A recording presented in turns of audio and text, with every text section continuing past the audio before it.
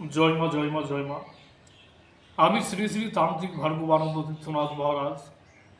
আশা করি মা আদ্যাশক্তি মহামায়ের কৃপায় সকলে ভালো আছে। আমার ইউটিউব চ্যানেলে সকলকে স্বাগতম এবং আমার ফেসবুক পেজে সকলকে স্বাগতম। আমি আপনাদের সান্নিধ্যে একটি বিশেষ বিদ্যা নিয়ে হাজির হয়েছি। ভিডিওটি প্রথম থেকে শেষ পর্যন্ত দেখুন, তাহলে সম্পূর্ণ বুঝতে পারবেন, কিছু শিখতে পারবেন, নিজের কাজে লাগাতে পারবেন এবং অন্যকে উপকার করতে পারবেন। এই বিদ্যাটি হচ্ছে, যদি কোনো কঠিন হৃদয়ে নারী বা পুরুষকে আপনি বাধ্য করতে চান বা সে রমণীকে আপনি বিবাহ করতে চান,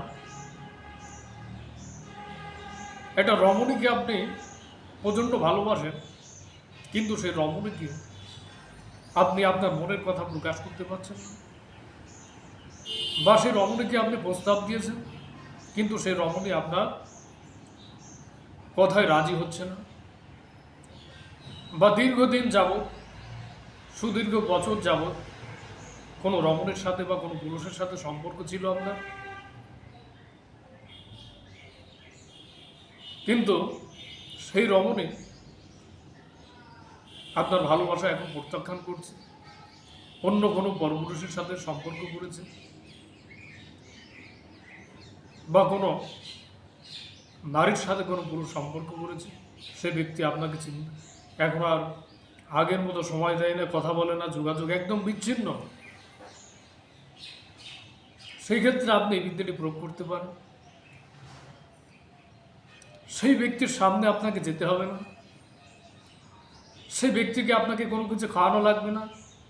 সে যেখানেই থাক না কেন, সেই পৃথিবীর যে প্রান্তেই থাক না কেন, সেখান থেকে কাজ হবে। আপনি কর্ম করবেন, সে বুঝতে পারবে না যে আপনার প্রতি এত আকর্ষণ কেন হচ্ছে, আপনার প্রতি এত ভালোবাসা কেন সৃষ্টি হচ্ছে হঠাৎ করে। তার শরীরের ভিতরে, তার মনের ভিতরে একটা ছটফটানি ভাব সৃষ্টি হবে আপনাকে দেখার জন্য, আপনাকে কাছে পাওয়ার জন্য। খুবই প্রভাবশালী একটি একটি কর্ম, চালানি একটি বশীকরণ বিদ্যা আপনাদের সান্নিধ্যে আমি দান করছি। সর্বপ্রথম আমার চ্যানেলে একটি নকশা দেখতে পাচ্ছেন। এই নকশাটি আপনাকে আমাবস্যার দিন, এই নকশাটি আপনাকে মিশক জাফরান কালি দিয়ে, গোলাপ জল দিয়ে গুলিয়ে সাদা কাগজে এটি 14খানা নকশা আপনাকে লিখতে হবে। মোট 15খানা লিখতে হবে। যেখানে নাম লেখা আছে, মেয়ের নাম লিখবেন, মেয়ের মায়ের নাম লিখবেন, ছেলের নাম লিখবেন, ছেলের মায়ের নাম লিখবেন। এটি করবেন একটি নির্জন একটি স্থানে, ফাঁকা একটি ময়দান হতে পারে, শ্মশান প্রাঙ্গণ হতে পারে, বা একাকিত্ব একটি রুমে বসে করতে পারে।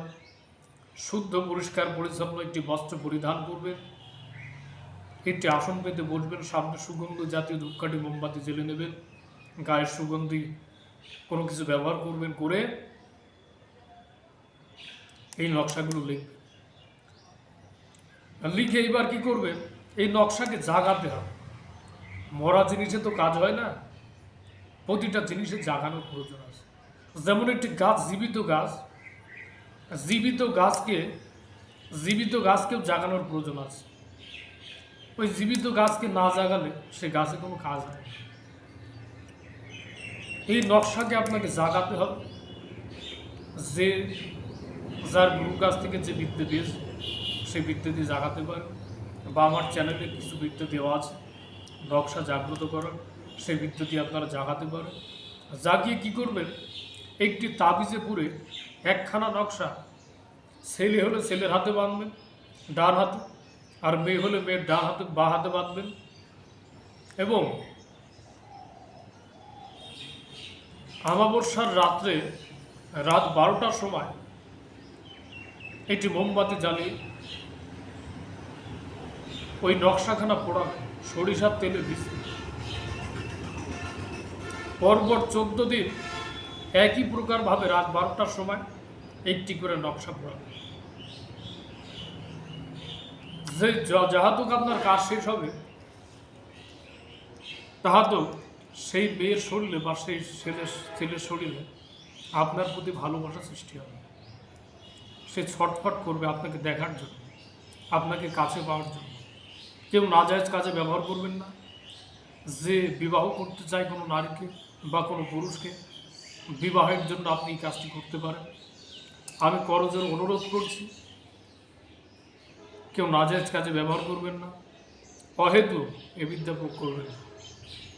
আর এই বিদ্যা ওঝা করেন তান্ত্রিক কুবিরাজ যারা আছেন তারা বিদ্যা প্রয়োগ করবেন। এবং যারা সাধারণ পাবলিক এই বিদ্যা দিয়ে কাজ করতে চান, কোনো ওঝা করেন তান্ত্রিকের শরণাপন্ন হয়ে তার কাছ থেকে সাহায্য নিয়ে এই বিদ্যার প্রয়োগ করবেন। খুবই প্রভাবশালী একটি কর্ম। সঠিকভাবে কর্মে প্রয়োগে নারী বা পুরুষ আপনার প্রতি আকৃষ্ট হবে, আপনাকে দেখার জন্য পাগল হয়ে যাবে, তার ভিতরে একটা ছটপটানি কাজ করবে। এক কথায় সে ব্যক্তি আপনার বশীভূত হবে। প্রয়োগ করা জিনিস, বহুবার প্রয়োগ করেছি, বহু মানুষকে দিয়েছি। যদি সঠিকভাবে প্রয়োগ করতে পারেন অবশ্যই ফল পাবেন। সকলে ভালো থাকবেন, সুন্দর সুস্থভাবে জীবনযাপন করবেন। আবারও নতুন কিছু নিয়ে আপনাদের সান্নিধ্যে আমি হাজির হব। জয় মা, জগতের কল্যাণ করো মা।